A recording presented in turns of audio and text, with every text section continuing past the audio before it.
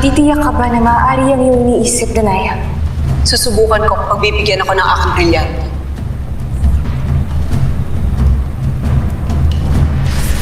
Brilyante ng lupa. Ibig kong gumawa ka ng iyong kawangis. Isang brilyante na mahihirapan ng sinuman na matuklasan na ikaw ay sa buwan. Nang sa ganun ay hindi malata ng aking pagbibigyan na siya ay aking niloloko. Maaari ba yun aking brilyante? Pagbibigyan mo ba ang aking hiling?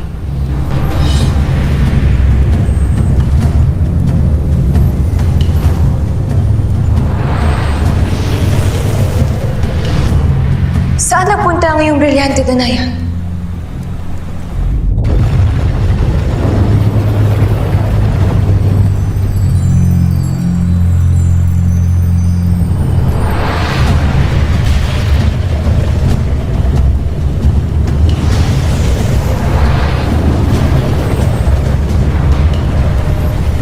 Lupa?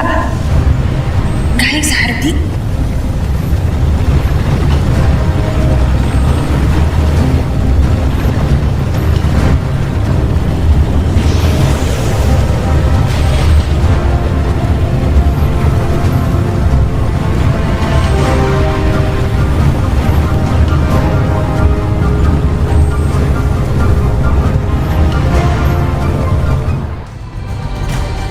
Duda ka sa ginawa ng mga diwata? Dahil katakataka na ipagkaloob nila ang kanilang brilyante ng ganun-ganun na lamang. Ngunit isinuko nila ito ng walang laban. Ang tanong ay kung bakit. Maliban na lang kung niloloko kayo ng mga diwata. Iniisip ni Asval na maaaring huwad ang brilyante, Hara. Kaya gano'n na lamang kabilis na ipinagkaloob sa inyo ito ni Danaya.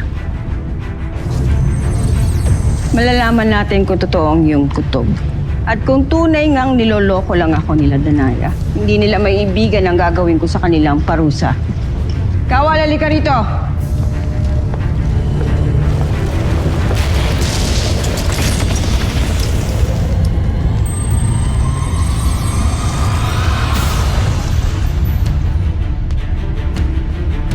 Mali ang iyong kutob.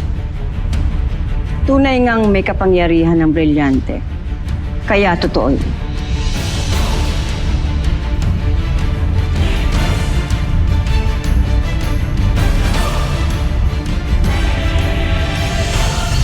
Abisala Eshma, at binigyan mo ng kaunting kapangyarihan ng huwad na kawangis mo.